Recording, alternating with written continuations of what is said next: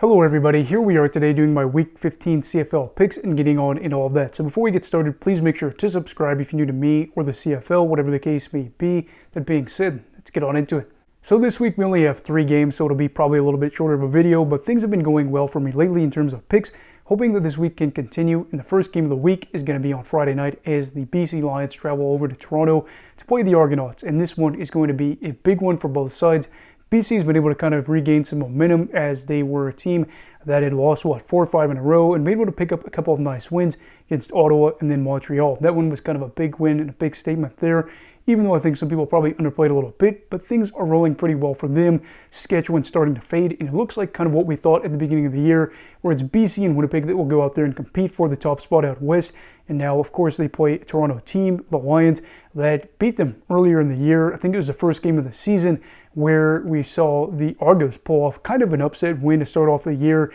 And again, BC is trying to get a little bit of revenge for this game. I do apologize because this game's actually in BC, but circling back to all this, Argos know that they were able to beat the Lions earlier this year and are searching for answers as they've lost 2 games in a row, one to Hamilton, which was a little bit of a surprise, although I kind of predicted that would happen, and then Ottawa, a team that was really close to them in the standings, that was able to kind of break apart a little bit. For the Argos, losing this game would be big because of the fact it'd be 3 losses in a row and would probably, again, kind of seal that narrative that Ottawa is going to go on to be able to host them in the semifinals in the playoffs. And for Toronto as well, too, it would be nice to know you could pick up a big road win against the Lions team. It's been able to pick up some momentum as well and have a couple of statement wins.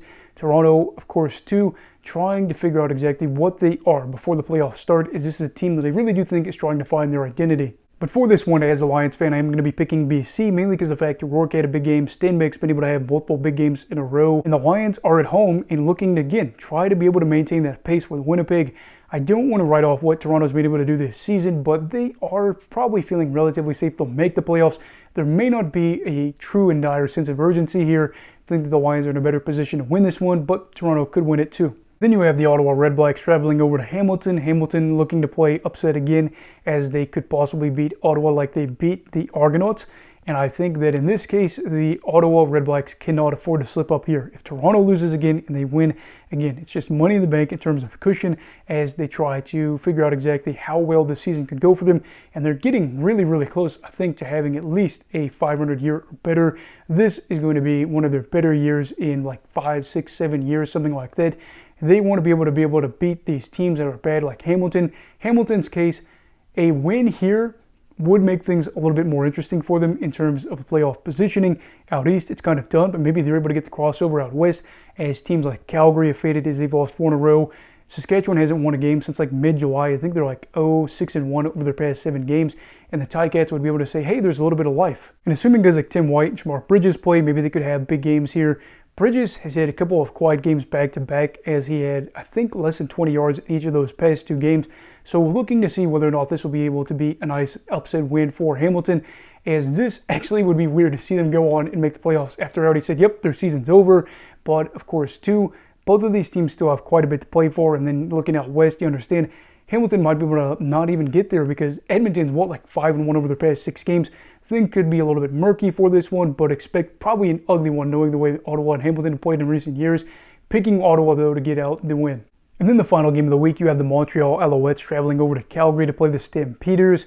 This game is so important to Calgary because they've lost 4 in a row. They are not really looking like a team that's going to be able to make the playoffs. They've got a playoff streak going all the way back to like 2004. And while it does seem like they're going to have another losing record, they could still be able to do what they did last year with a losing record where they made it to the playoffs. Now, it's going to be a tough test against a Montreal team that is, 10-2 on the season, coming off of a loss. And while some people could say, oh, well, it's nice to beat a team that just came off of a loss, Montreal is probably extremely motivated to get back into the thick of it and try to, again, build up what they've done over the past year and a half, 2-ish years, if we're being honest here. And seeing how things are going for the Stampeders, it's not looking very pretty for them. You have quarterback play where they've had 0 touchdowns and 9 interceptions over their past 2 games, bad losses to Edmonton, and this team is just trying to find out what exactly they're going to do. And there was a cricket there chirping as soon as I said that, so they must not care a whole lot about what I have to say for this game. But I do think in this one it's pretty obvious that Montreal is going to be better off in the situation. Motivated, angry, Calgary struggling with quarterback play regardless of who's going to be behind center. And that's why, of course, too, I'm picking the Owls to pick up yet another win. Calgary is a better team at home, though. I don't even know if they've picked up a road win at all this season, so maybe they find a little bit of magic with that home cooking in front of their fans to try to keep things going for them, but another loss for them.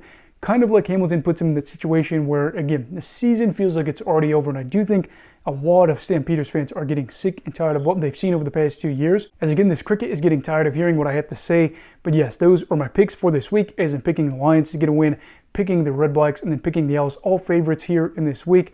I would love to see some upsets. Of course, that would make things really murky with the playoff picture, but I'm just really hoping to see Edmonton, as they've just been a team you had to watch recently, can score a lot of points and are fun, but they're on the bye this week. Very sad. So anyway, what are your picks for this week? Let me know down below in the comments. Also, please make sure to like this video if you enjoyed it, subscribe if you're new. Everybody stay safe and have a great night.